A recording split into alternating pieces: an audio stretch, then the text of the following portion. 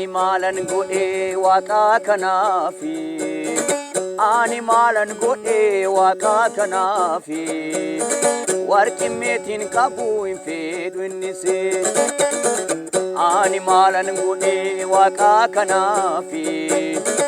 Ani maalan godhee waaqaa kanaafi Warqi meetiin qabu hin fedhu innise Akkasumatti na jaalate tola tola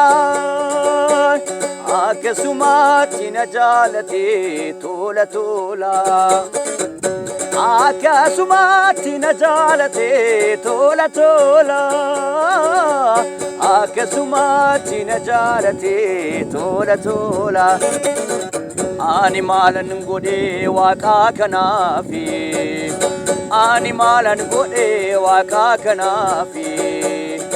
Ani maalan godhee waaqaa kanaafi Ani maalan godhee waaqaa kanaafi Ani maalan godhee waaqaa kanaafi Warqi meetiin qabu hin fedhu innise Akkasumatti na jaalate tola tola Akkasumatti na jaalate tola tola Akkasumatti na jaalate tola tola Akkasumatti na jaalate tola tola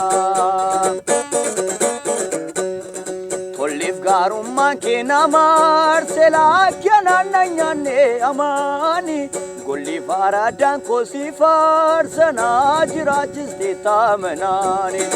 Tolleef gaarummaan kee nama aarse laakkanaan na nyaanne amaani Golli faaraadhaan kosii faarsanaa jiraachiste taamanaani Gaarummaan koo maalii tola maalan hin qabaa Ana kan jaalatte nama dadhabaa Gaarummaan koo maalii tola maalin hin qabaa Ana kan jaalatte nama dadhabaa Michuu koo akkam siif ta'u gatiin kee kanan narraa hin ba'u Yesuus maqaan kee ammoo